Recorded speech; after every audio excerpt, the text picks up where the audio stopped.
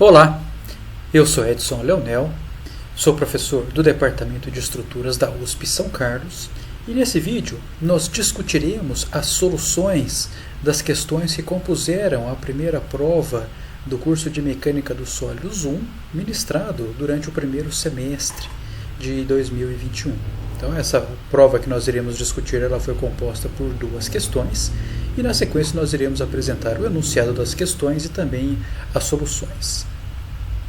A primeira questão é uma questão muito simples, referente ao traçado de diagramas de esforços solicitantes.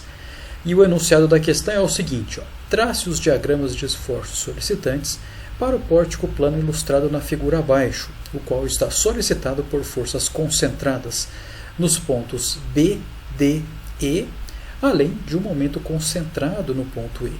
Então, quando nós olhamos esse pórtico plano ilustrado nessa figura, nós vemos que ele, além desses carregamentos concentrados nos pontos D, B, E, ele possui também dois pontos com vinculação, que são os pontos A, no qual nós temos aqui um apoio fixo, e o ponto E, no qual nós temos um apoio móvel. Então, a estratégia de solução dentro daquilo que nós já discutimos nos vídeos anteriores é, a partir da estrutura, identificar carregamentos e também as condições de vinculação, e a partir dessas condições você determina o diagrama de corpo livre, no qual, nesse diagrama de corpo livre, nós substituímos as vinculações por reações de apoio associadas. Em seguida, nós aplicamos as equações de equilíbrio, determinamos as reações de apoio e depois nós isolamos a estrutura ou a separamos por barras, para facilitar o traçado dos diagramas de esforços solicitantes. E então, em cada uma das barras isoladas, nós determinamos os valores das intensidades dos esforços solicitantes nas extremidades e a partir disso nós traçamos as variações dos esforços solicitantes, tendo como base as relações diferenciais que nós discutimos anteriormente. Tá? Então, o primeiro passo para a gente resolver o problema é, com base na estrutura a ser considerada, nós criamos um diagrama de corpo livre. E para esse exercício, para essa estrutura que nós estamos considerando, esse diagrama é o ilustrado nessa figurinha aqui, na metade da página, na qual nós substituímos o apoio fixo, Nós já sabemos que o apoio fixo ele impede os deslocamentos nas direções horizontal e vertical. Consequentemente, se ele impede esses dois deslocamentos, surgirão no ponto onde ele está atuando duas reações de apoio, as quais estão justamente associadas aos graus de liberdade que ele vincula. Então, nesse caso, surgirá uma reação que eu estou chamando de VA, que eu estou arbitrando que ela seja inicialmente para cima, e uma reação horizontal que eu estou chamando de HA, que ela está orientada aqui na horizontal para a esquerda. Da mesma forma, nós substituímos o apoio móvel, que nesse caso aqui está impedindo apenas o deslocamento na direção vertical, por uma reação que eu estou chamando de VE. Tá? Então, nesse caso, a estrutura ela é isostática, muito tranquila, não temos rótula nesse tipo de problema, então já a partir deste diagrama nós já conseguimos impor as condições de equilíbrio de corpo rígido.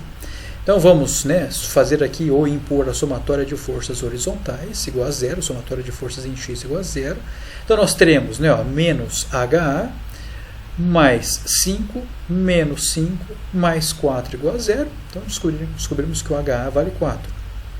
Se fizermos agora a somatória de momentos em Z em relação ao ponto A igual a zero, então verificamos claramente que o HA e o VA eles não produzirão momentos, porque nós estamos somando os momentos em relação ao ponto onde eles são aplicados, então o braço de alavanca deles é zero.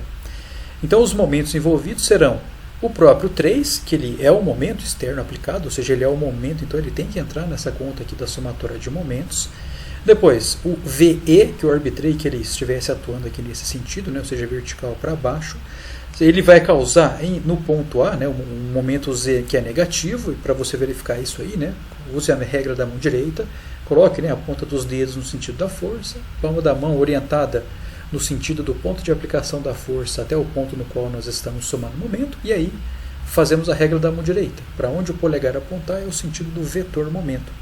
Então esse carinha aqui, o VE, ele vai causar um momento negativo, que é VE vezes esse comprimento aqui da barra horizontal, que é 4 metros. Depois temos os momentos causados por essas forcinhas aqui de 5 horizontais. Então ambas gerarão momentos negativos, então eu vou ter aqui 5 vezes 1, menos 5 vezes 1, e sendo que essa forcinha de 4 que ela também não causa momento, porque ela concorre para o ponto no qual nós estamos somando momentos. Então, quando a gente faz essa continha aqui, a gente descobre que o VE ele vale menos 1,75. Então isso quer dizer o quê? Bom, o fato dele ser negativo quer dizer apenas que ele atua no sentido contrário ao sentido que eu inicialmente arbitrei para ele nesse diagrama de corpo livre. Isso não tem problema nenhum. Tá? Depois, com base na determinação dessas duas reações de apoio que nós já acabamos de efetuar, podemos fazer a somatória das forças em Y igual a zero. Então vamos descobrir que o nosso VA, né, então vou ter VA menos o VE, né, uma vez que o VE ele vale menos 1,75, então vamos descobrir que o VA ele também vale menos 1,75. Bom? Então, ó, uma vez que as reações de apoio já estão determinadas, podemos passar para a análise barra a barra. Então, a primeira barra que nós iremos considerar na análise do traçado dos diagramas de esforços solicitantes é a barra AC. Então, o que a gente vai fazer aqui é literalmente explodir a estrutura, né, separar ela em barras para facilitar a nossa análise. Então, se eu começar pela barra AC, então o que nós sabemos dela aqui? Né? Bom, sabemos que eu tenho uma reação horizontal HA que vale 4, que já determinamos anteriormente, e que a nossa reação VA ela vale 1,75, e nesse diagrama aqui, ó, quando eu isolei a barra AC, eu já corrigi o sentido. Tá? Então eu havia arbitrado ela para cima, ela deu sinal negativo, então na verdade o sentido correto daquela força é para baixo. Tá bom? Então o sentido dela aqui é 1,75. No ponto onde eu separei ela do restante da estrutura, que é o pontinho C, que é a nossa extremidade direita aqui, ó, nós iremos calcular os valores dos esforços solicitantes, né, o cortante, o normal e o momento. E para isso basta que a gente imponha, né, a somatória de forças em x e y e a somatória de momentos, que são as condições, né, necessárias e suficientes para que a gente garanta o equilíbrio. Então eu arbitrei, né, os sentidos dos esforços solicitantes como estão indicados aqui na extremidade direita da barra. E aí é só impor as condições de equilíbrio. Né? Então eu vou ter, ó, somatória de forças em x, eu vou ter menos 4 mais n igual a zero, então nosso n, que é a força normal, vale 4. Somatória de forças em y igual a zero, eu vou ter menos 1,75 mais v igual a zero, então v, esse cortante aqui, vale 1,75. E a somatória de momentos, né, ó, somatória de momentos C em relação ao pontinho C igual a zero, então nós vamos ter, né, ó, essa forcinha de 1,75 causando um momento positivo. Então basta que eu pegue, né, 1,75 vezes 2, mais o m igual a zero. Então concluímos aí que o nosso momento m ele vale menos 3,5 kN vezes metro. Então isso quer dizer o quê? Se ele é negativo, quer dizer que o sentido que eu arbitrei para ele de fato não é aquele, é o oposto. Né? Então esse momento aqui ele é o momento, como já mencionamos, negativo, né? Então a setinha aí ela tem que estar girando no sentido horário e não anti-horário, como eu indiquei aqui. Então, ó, uma vez que já sabemos quais são as ações nos extremos da barra, então basta que a gente utilize as relações diferenciais para que a gente trace as variações dos esforços solicitantes. Então a gente sabe, ó, com relação ao normal, que o dn dx ele é igual ao p de x, né? Onde p de x é a carga distribuída na direção paralela ao eixo da barra. Nesse caso, nós concluímos aqui e verificamos, como sempre na análise, que nós não temos nenhuma carga distribuída paralela ao eixo da barra. Então, isso significa o quê? Significa que o meu dn dx ele é igual a zero. Tá? Então, qual que é a função que eu derivo, né? Ou seja, qual tem que ser o meu n que eu derivo que vai me dar o zero? É uma constante. Tá? Se é uma constante, basta que eu saiba o valor do esforço solicitante em um dos extremos. E nesse caso, a gente já acabou de concluir da análise aqui que eles são iguais. Ó. Então, eu tenho 4 de um lado, 4 do outro, tranquilo. Tá? Então, ó, uma coisa que é importante no traçado dos diagramas de esforço solicitantes é a convenção de sinais que nós utilizamos para fazer o traçado. Né? Ó. Então, nesse caso, ó, a gente percebe claramente que as forças normais aqui nos extremos da barra estão tracionando essa barra.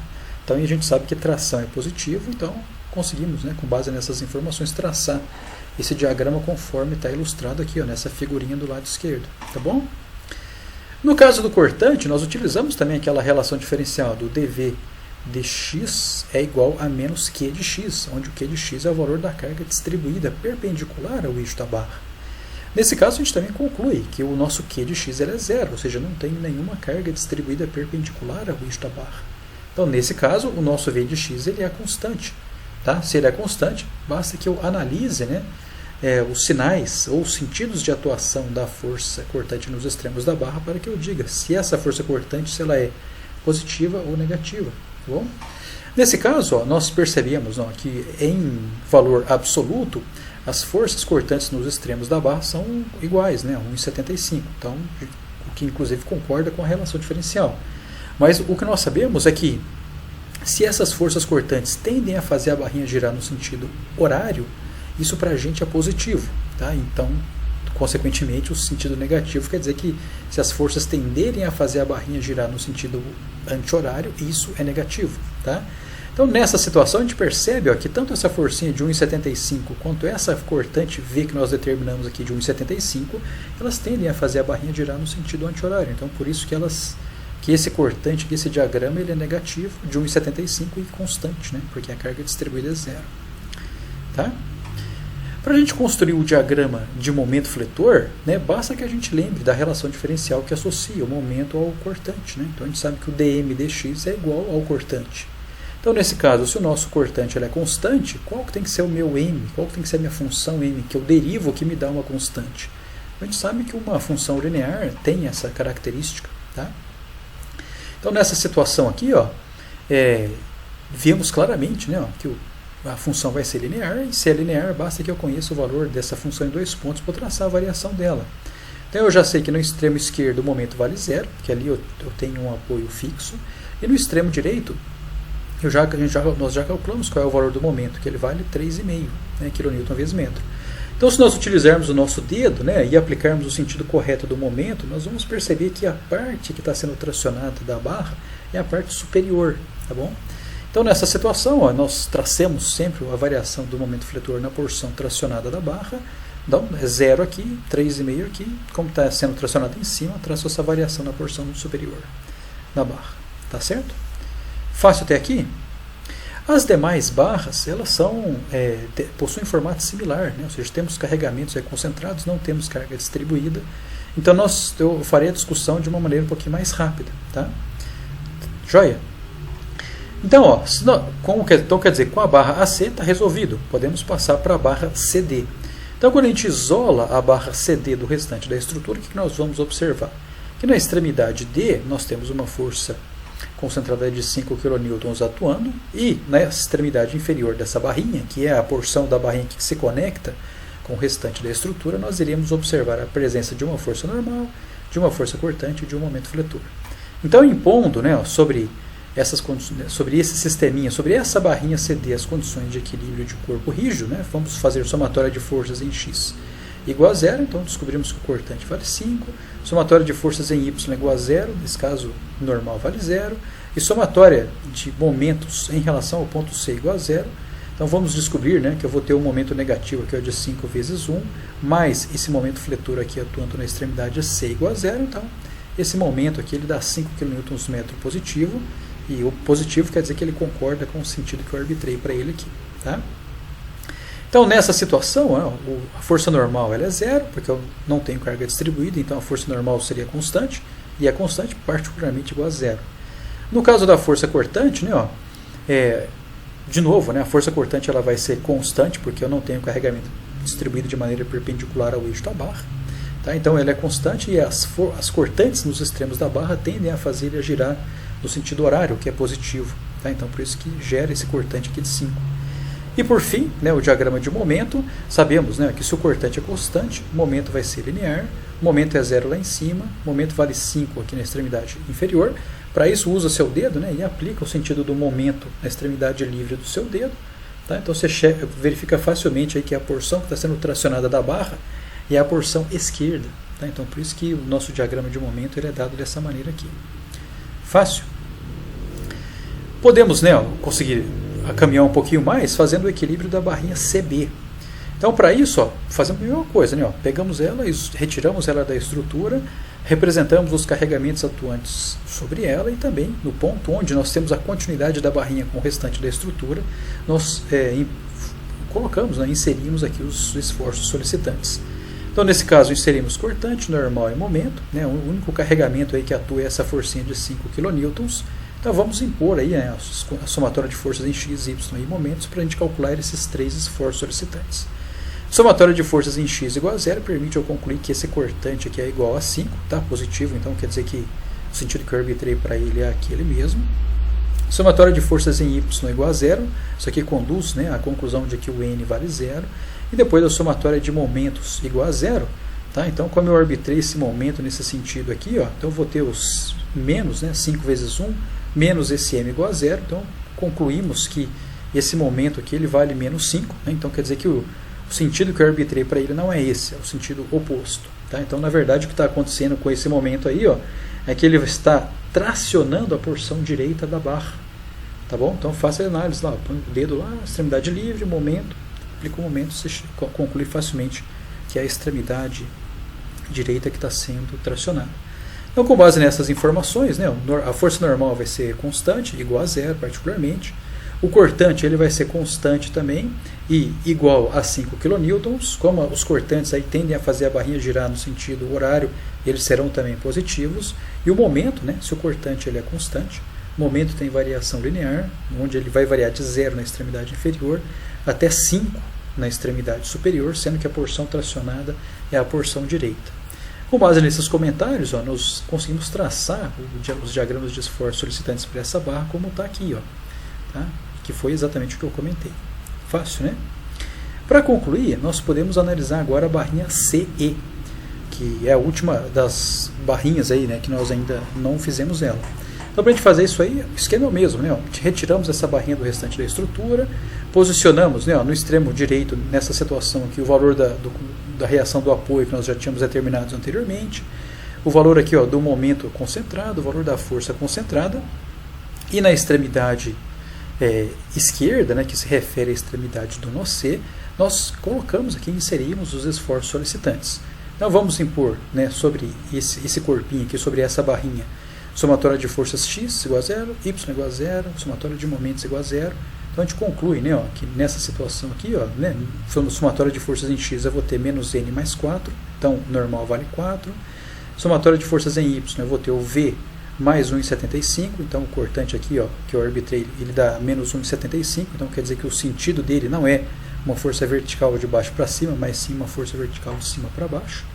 E depois somatória de momentos em relação ao ponto C igual a zero, então nós temos, né, o próprio momento concentrado aqui de 3, que é o momento positivo, depois 1,75 vezes 2, que é a contribuição de momento associado a essa reação do apoio E, que é 1,75, a força de 4 não causa momento, porque ela concorre ao ponto, assim como, né, o N e esse V também não causam momento, porque eles estão aplicados no ponto onde eu estou somando momentos, e temos aqui esse Mzinho, que ele também é um momento, que é o momento fletor, que ele é um momento negativo nesse caso, né? O vetor momento aqui ele é negativo. Então, quando a gente faz a somatória de momentos, a gente descobre, né, que esse M, que está aqui, esse momento fletor, ele vale 6,5 kN vezes metro. Tá? Então, com os esforços solicitantes determinados nas extremidades da barra, podemos então traçar os diagramas de esforços solicitantes. Então, a gente percebe aqui, ó, tranquilamente que não temos carregamentos distribuídos, tanto paralelo quanto perpendicular, ao eixo da barra. Então nós já sabemos de antemão, por meio das relações diferenciais, que a força normal vai ter uma variação constante e também a força cortante vai ter uma variação constante ao longo do comprimento da barra. Pelo fato do cortante ter variação constante, o momento vai ter uma variação linear ao longo do comprimento da barra. Tá? Então quando a gente olha aqui, ó, nós percebemos, né, que a força normal nos extremos ela vale 4, como é constante e essas forças normais estão tracionando a barra, então a gente conclui, né, que a força aqui, ó, normal presente na barra, ela é positiva, é igual a 4, enquanto que, né, no caso da força cortante, nós percebemos que as forças cortantes nos extremos da barra, elas tendem a fazer essa barrinha girar no sentido anti-horário, que na nossa convenção é negativo. Tá bom? Então, por isso que nós temos aqui o traçado deste diagrama aqui, ó, de força cortante. Tá? No caso do momento, né, como a gente já mencionou, se o cortante é constante, o momento ele tem variação linear. E nesse caso, para eu traçar uma variação linear, basta que eu conheça, né, os valores dos momentos em 2 pontos, que nesse caso nós já sabemos quais são eles, que são os extremos da barra. Então nós descobrimos, né, que na extremidade direita dessa barrinha aqui, né, se nós aplicarmos, né, o momento fletor na extremidade livre, nós vamos perceber que a porção da barra que está sendo tracionada é a porção inferior. Então nós temos que traçar esse diagrama de momento aqui na extremidade inferior da barra. Tá? Ao passo que na extremidade oposta, né, ou na extremidade C da barra CE, nós percebemos, né, que aquele momento que nós impusemos aqui, o momento M, ele vale 6,5 kN/metro. Tá? Então, se nós aplicarmos sobre essa extremidade aqui aquele momento, nós vamos perceber que também é a extremidade inferior que está sendo tracionada. Então, por causa disso, né, por conta dessas constatações, nós verificamos que o diagrama de momento fletor para essa situação é esse indicado aqui embaixo. Tá? Ou seja, variação linear com 6,5 na extremidade C, 3 na extremidade E com variação linear. Para a gente checar, né, ou seja, com base nisso aqui a gente resolveu todos os esforços solicitantes pedidos no problema. Mas, né, nós temos um mecanismo para verificar se a nossa solução está correta. E esse mecanismo, né, a gente pode utilizar o equilíbrio do nó C para verificar se o nó está equilibrado. Né? Então, como que a gente faz para fazer isso aqui? A gente isola o nó C do restante da estrutura e nós reaplicamos sobre o nó C as ações calculadas nos extremos C, né, da barra CD, CA, CB e CE. E pelo fato de nós termos aqui o efeito da terceira lei de Newton, nós reaplicamos sobre o nó C com o sentido oposto essas ações, né, pelo fato de ser ação e reação. Então eu pego lá, por exemplo, né, os esforços solicitantes calculados no extremo C da barra CD, e aí eu reaplico ele aqui sobre o nó C com o sentido oposto. Mesma coisa, né, para a barra CB, CA e CE. Então o que resulta, né, nessa figurinha mostrada aqui embaixo, que quando a gente impõe as condições de equilíbrio de corpo rígido, a gente verifica que dá zero. Tá? Então isso aí, muito tranquilo. Então essa era a questão 1, muito tranquila, dava para ser feita de forma rápida, inclusive, e muito tranquilo. Com relação à questão 2, ela também não é difícil, né? Apesar do enunciado um pouquinho mais longo. Mas a segunda questão pergunta o seguinte, olha, a estrutura ilustrada na figura abaixo ela é composta pelos elementos de barra simples AE e DE, que são esses elementos verticais. Tá bom? Então ele diz o seguinte, ó, que uma barra perfeitamente rígida BCD conecta os dois elementos de barra simples, conforme indica essa figura aqui. Né? Além disso, a barrinha DE, que é essa aqui, ó, a vertical da direita, ela está solicitada por um carregamento uniformemente distribuído de intensidade igual a 2 kN por metro. Então, para essa estrutura, ou seja, para esse carinha mostrado aqui, ó, determine a intensidade da variação de temperatura a qual a barra AB deve ser submetida para que o deslocamento vertical do ponto C, que está posicionado aqui, ó, na metade do comprimento da barra rígida, seja igual a 1 milímetro, tá? Ou seja, um deslocamento vertical de 1 milímetro e, além disso, para baixo. Então, considere as seguintes propriedades para os elementos de barra simples. Então, teremos aqui o produto EA, que ele é 20.000 kN, e o alfa, que é o coeficiente de expansão térmica, ele é 1,8 vezes 10 a menos 5, 1 sobre grau Celsius. Então, quando a gente bate o olho nessa estrutura, a gente já vê claramente que ela é uma estrutura isostática, né? Olha só que facinho.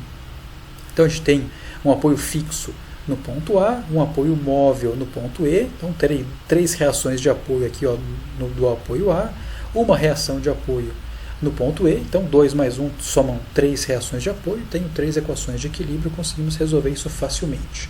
Tá? Então, a nossa estratégia vai ser pegar essa estrutura, construir o diagrama de corpo livre sobre ela, com base no diagrama de corpo livre, né, no qual nós substituímos as vinculações por reações equivalentes, nós impomos as condições de equilíbrio de corpo rígido e determinamos os valores das reações de apoio. Tá? Com base nos valores dessas reações de apoio, nós vamos traçar os diagramas de força normal para as barras simples, né, ou seja, a barra ED e também a barra AB, para que a gente consiga determinar quais são os deslocamentos do ponto B e também do ponto D. Tá? Por que eu preciso calcular isso aqui? Pelo fato do problema pedir, né, ou pelo menos indicar para a gente, que o ponto C ele tem que se deslocar 1 milímetro para baixo. Então eu preciso verificar, né, ó, quais são os deslocamentos nessas barras ocasionados pelos carregamentos, né, para que eu consiga verificar quais são esses deslocamentos e para eu verificar em qual posição os pontos B e D estarão, para que depois eu adicione o efeito de temperatura e consiga, né, dizer, ou pelo menos adicionar os deslocamentos de temperatura aos deslocamentos devido ao carregamento no ponto B, de tal forma que, conectando, né, o deslocamento do ponto D com o deslocamento do ponto B, eu chegue, né, a um valor de 1 milímetro, né, para baixo aqui, que corresponde ao deslocamento do ponto C. Tá? Então, até aqui, muito tranquilo. Então, vamos lá. Então, o primeiro passo, né, para se resolver esse problema é, como eu já mencionei, tomar a estrutura que ela é isostática, vamos construir aqui o diagrama de corpo livre para ela. Então vamos substituir os apoios aqui, ó, o apoio fixo do ponto A e o apoio móvel do ponto I por reações equivalentes. Então no ponto A vai surgir uma força normal NA e uma força cortante ou tangencial, aí, que eu estou chamando de HA, enquanto que no ponto E vai sair aí uma força normal que eu estou chamando de NE. Tá bom? Então quando a gente faz a somatória de forças em x igual a zero, a gente descobre aqui claramente que o HA vale zero, e que se eu fizer a somatória de momentos em relação ao ponto A, então nós teremos aqui, né, o momento causado pela forcinha distribuída de 2, que, né, ó, nesse caso que ele causa um momento negativo de 2, que é a intensidade da carga, vezes 2, que é o comprimento da barra, vezes 2, que é o bracinho de alavanca, né, do ponto de aplicação da força distribuída equivalente até o ponto no qual eu estou somando momentos, mais, né, o momento causado por essa reação NE, que é NE vezes 2. Então, quando a gente faz a continha, a gente descobre que o nosso NE tem que ser igual a 4 kN. Então, se deu positivo, de fato, é o sentido que eu arbitrei está correto. Para eu determinar o NA, faço somatória de forças em Y igual a zero. Então, eu vou ter NA para cima, mais 4, que corresponde aqui ao NE, menos 2 vezes 2, que é a força equivalente associada a esse carregamento uniformemente distribuído. Então, a gente faz isso aqui, a gente descobre que o NA vale zero. Tá? Então, nesse ponto aqui, ó, vale muito a pena chamar a atenção pelo seguinte, ó, se o NA vale zero, tá, e além disso não tem nenhuma força distribuída ao longo do comprimento dessa barra AB, então, claro, né, que a força normal na barra AB ela vale zero. Se a força normal na barra AB vale zero, quer dizer que devido ao carregamento, o ponto B ele não se desloca. Tá bom? Então, tá tranquilo até aqui, mas só estou chamando a atenção de vocês para esse fato, mas vamos continuar resolvendo o exercício, tá? Então, ó, vamos determinar aqui o diagrama de força normal para a barrinha DE. Então, o que a gente faz? Né, ó, vamos isolar ela da estrutura e vamos aplicar aqui, né, sobre ela aqui a reação do apoio que a gente já descobriu, que é o 4, tá, que é o NE. Temos o carregamento uniformemente distribuído, que é 2 kN por metro, e na extremidade inferior dela vai aparecer uma forcinha normal que eu estou chamando de N. Então vamos impor sobre essa barrinha aqui a somatória de forças em Y igual a zero para saber quanto que vale o N lá na extremidade inferior. Então quando a gente faz isso aí, ó, nós verificamos que eu tenho 4 menos 2 vezes 2, né, que é a força equivalente associada a esse carregamento uniformemente distribuído, menos 2 igual a zero, então N vale zero. Então, olha só que legal. Então isso quer dizer o quê? Quer dizer que na extremidade inferior a força normal vale zero, na extremidade superior, a força normal vale 4, e além disso, né, ó, pelo sentido de atuação dela, essa força de 4 tende a alongar a barra, então ela é de tração. Então esse 4 aqui é uma força normal positiva. Tranquilo? Além disso, ó, a gente percebe que pelo fato de eu ter uma força distribuída constante de forma paralela ao eixo da barra, pela relação diferencial da força normal, né, o nosso dN dx é igual a menos P de x, então a gente vai descobrir que o P de x, nesse caso, ele é constante, então a nossa força normal ela tem que ter uma variação linear, tá? Porque se eu derivar uma função linear, eu chego no constante, que é o que se apresenta para essa barrinha. Então, se a força normal tem uma variação linear, basta que eu conheça o valor da força normal em 2 pontos para eu traçar essa variação. Eu já conheço esses 2 pontos, que é a extremidade superior e a extremidade inferior. Então, a extremidade inferior é 0, a extremidade superior ele vale 4 positivo. Então, esse aqui é o diagrama de força normal para essa barrinha. Muito tranquilo, tá? Então, por simplicidade, ó, eu posso escrever uma equação uma equação que descreva, na verdade, a variação da força normal ao longo do comprimento dessa barra. Então eu optei por descrever esse deslocamento de cima para baixo. Tá? Então eu criei uma equaçãozinha aqui que é o 4 menos 2x, por simplicidade. Então quando x vale 0, força normal vale 4. Quando x vale 2, força normal vale 0, tá? Positivo, então tranquilo até aqui. Se nós já conhecemos qual é a variação da força normal ao longo do comprimento da barra, então a gente pode calcular o deslocamento dela. Tá? Então para isso a gente usa aquela equaçãozinha lá, né, do deslocamento integral, né, da força normal dividido por EA, isso ao longo do comprimento da barra. Se o nosso N fosse constante, né, então essa integral aqui se tornaria simplesmente o próprio comprimento da barra, tá, por simplicidade. Nesse caso, a nossa força normal varia linearmente, então nós temos que integrar esse cara efetivamente. Né? Então vamos integrar de 0 até 2, que é o comprimento da barra, a equação da força normal, que é 4 menos 2x, dividido pelo EA, que foi dado no problema, que é 20.000 kN, isso no dx, Fazendo essa integraçãozinha aqui, a gente descobre que o ΔD ele é 2 vezes 10 a menos 4 metros. Tá? Então, se ele é positivo aqui, ó, ele indica apenas que esse deslocamento ele resulta de um alongamento da barra. Tá? E esse alongamento da barra ele é traduzido pelo fato da força normal ser positiva. Tá bom? Além disso, ó, temos que analisar o seguinte, olha, tudo bem que esse deslocamento que nós calculamos ele vem de um alongamento, mas o deslocamento do ponto que eu estou considerando ele é para cima ou para baixo. Tá? Isso aqui é de extrema importância na nossa análise. Quando a gente analisa a barrinha aqui, ó, nós percebemos o que? Olha, no ponto E ele está preso, é um apoio, certo? Então se aqui, nessa extremidade E ele está preso e a barra alonga, então é claro que essa extremidade D ela tem que ir para baixo, né? Ou seja, essa barra só alonga se o D descer. Tá bom? Então por isso que esse deslocamento que eu coloquei com a setinha para baixo. Tá bom? Tranquilo até aqui? Fácil, né? Então, ó, do nosso equilíbrio que nós fizemos ali anteriormente, nós descobrimos que a reação aqui, ó, o NA vale zero. E como eu não tenho nenhuma força distribuída ao longo aqui, ó, do comprimento da barra, então quer dizer que a força normal nessa barrinha AB é zero. Então, se a força normal é zero, o deslocamento dela é zero. Olha pela equaçãozinha aqui, ó. Se meu N for zero, deslocamento zero.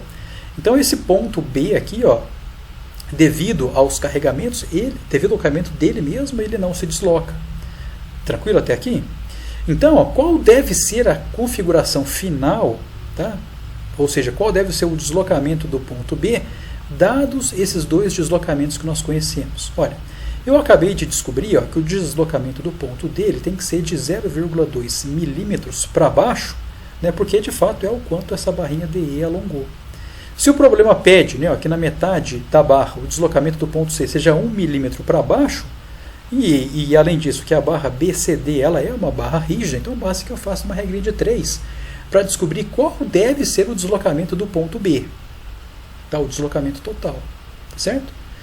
Tranquilo? Então se nós fizermos uma regrinha de 3 aqui, ó, eu faço ΔB menos 0,2. Esse carinha, né, ou esse lado aqui, ó, ele está para o comprimento total que é 2 metros. Assim como 1 milímetro menos 0,2 está para esse comprimento aqui que é 1 metro. Então a gente faz a regrinha de 3 aqui, né, ó, e multiplica e etc. E descobre que o nosso deslocamento total, o ΔB, ele tem que ser 1,8 milímetros para baixo. Tá certo? Tranquilo até aqui? Então o que acontece é o seguinte, ó, esse deslocamento aqui, ó, de ΔB, ele tem que ser o deslocamento atuante nesse ponto para que, né, ó, com base no carregamento dado, o deslocamento no ponto C seja 1 milímetro para baixo, tá bom?